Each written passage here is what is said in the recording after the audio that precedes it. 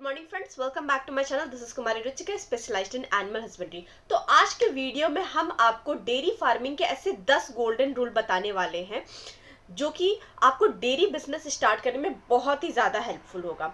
आजकल बहुत सारे लोग यूट्यूब पे देख के किसी का बोलना होता है, डेयरी फार्म स्टार्ट कर देते हैं, 1 या 2 साल के अंदर अंदर बंद हो जाता है, पर रीजन की कोई बात नहीं करता कि भाई साहब कौन सी चीज़ें हैं, कौन सी गलतियां जो हमें नहीं करनी चाहिए।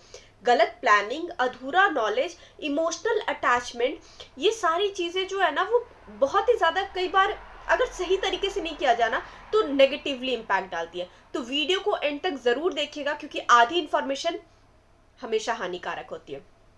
सबसे पहले बात करते हैं पॉइंट नंबर 1 की। क्या आप सच में डेयरी फार्म के लिए रेडी हो? ये कैसे जाने? ठीक है, क्या आप डेयरी फार्मिंग के लिए मेंटली और इमोशनली रेडी हो? ठीक है, बहुत सारे लोग सोचते हैं कि यार कैमरा लगा देंगे, वर्कर रख लेंगे, हम तो सिर्फ पैसा देखेंगे। ये सोच पूरी तरह से गलत है, क्योंकि पता है डेयरी फार्मिंग जो है ना वो मशीन का बिजनेस नहीं है, वो जिंदा जानवरों का बिजनेस है। अगर आप रोज फार्म विजिट नहीं करेंगे, बीमारियां, डिलीवरी, फीडिंग में इंटरेस्ट नहीं लेंगे, सिर्फ साइड बिजनेस के रूप में ट्रीट करेंगे तो आप लॉन्ग टर्म तक कभी सक्सेस नहीं कर पाएंगे। मिनिमम एक विजिट डेली जरूरी है, या फिर एक 100% ट्रस्टवर्दी फैमिली मेंबर या पार्टनर। पता है, पहले खुद से पूछिए, क्या मुझे जानवरों से लगाव है? क्या मैं उनके साथ वक्त बिता सकता हूं? ये सब सवाल खुद से पूछना बहुत जरूरी है। अब दूसरे पॉइंट की बात करते हैं। प्रॉपर नॉलेज और ट्रेनिंग के बिना कभी शुरू मत कीजिए।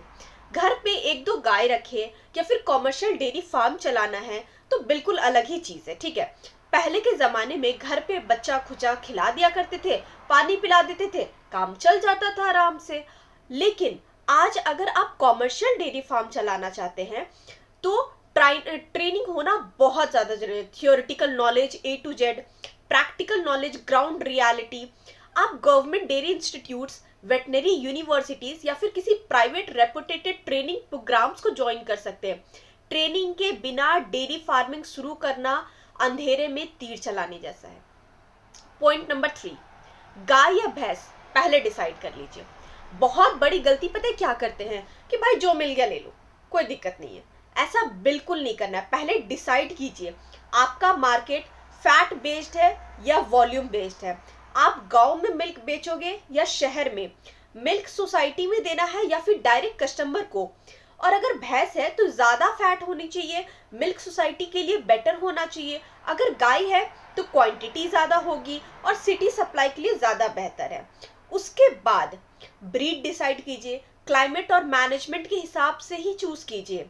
अब पॉइंट नंबर 4 की बात करते हैं, लैंड, वाटर और इलेक्ट्रिसिटी की प्लानिंग। ठीक है, डेयरी फार्मिंग में पानी जिंदगी है, जमीन बैकबोन होता है। ठीक है, पहले आप चेक कीजिए क्या लैंड डेयरी फार्मिंग के लिए सुटेबल है, क्या ग्रीन फॉडर आप उगाने के लिए जगह है, क्या साइलेज बनाने के लिए स्कोप है, क्या पानी की क्वालिटी और क्वांटिटी दोनों प्रॉपर है, बिजली अवेलेबल है या नहीं। दूर जंगल या आइसोलेटेड जगह पे के बिना जो है ना फैसिलिटीज बनाना फ्यूचर में प्रॉब्लम ही क्रिएट करेगा। अब बात करते हैं पॉइंट नंबर 5 की। मार्केटिंग पहले कीजिए, बाद में डेयरी। बहुत सारे लोग क्या करते हैं, पहले डेयरी बना लेते हैं, बाद में पूछते हैं अब मिल्क कहाँ बेचे। ये सबसे बड़ी गलती है। पहले डिसाइड कीजिए गांव में बेचना है, शहर में सप्लाई करना है, मिल्क सोसाइटी में जाना चाहिए, प्राइवेट डेयरी के पास जाना चाहिए। अगर जो ऑलरेडी काम कर रहे हैं ना उनसे आप बात कीजिए, उनका एक्सपीरियंस लीजिए। अब बात करते हैं पॉइंट नंबर 6 की, शेड प्लानिंग। धीरे धीरे बढ़ाना है। ठीक है, स्टार्टिंग में 5 एनिमल हो, 10 से 15 एनिमल की कैपेसिटी वाला शेड इनफ है। ठीक है, 50 एनिमल का शेड बना के नहीं रखना है, सिर्फ पैसा फंसाने वाला काम है। स्टेप बाय स्टेप एक्सपेंशन करना है हमें। फ्यूचर प्लानिंग के साथ मैप दिमाग में होना चाहिए। सॉरी, मेरे गले में पता नहीं क्या हो रहा है, खराश हो रही है। फ्यूचर प्लानिंग के साथ पता है आपकी मैप जो है ना प्रॉपर आपके दिमाग में होनी चाहिए। अब बात करते हैं पॉइंट नंबर 7 की, मशीनरी और फीड की प्लानिंग। स्टार्टिंग में हेवी मशीन अवॉइड कीजिएगा, मैनुअल वर्क पे फोकस कीजिए। ठीक है, फीड, चारा, खली, दाल 6 मंथ या 1 साल की प्लानिंग करके रखिए। बल्क में होंगे तो सस्ता पड़ेगा आपको। ठीक है, और सीजन पे खरीदिएगा तो और भी ज्यादा सस्ता पड़ेगा। अब बात करते हैं पॉइंट नंबर 8 की, animal purchase planning. Animal purchase सबसे क्रिटिकल स्टेप होता है।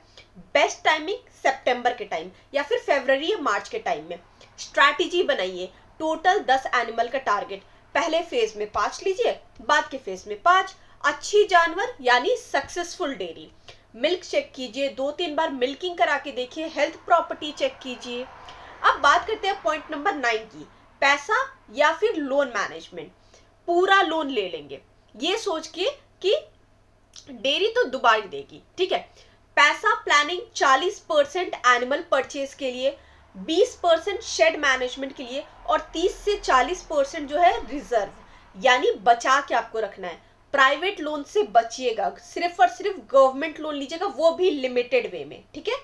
अब बात करते हैं पॉइंट नंबर 10 की, लेबर और साथ में फैमिली सपोर्ट।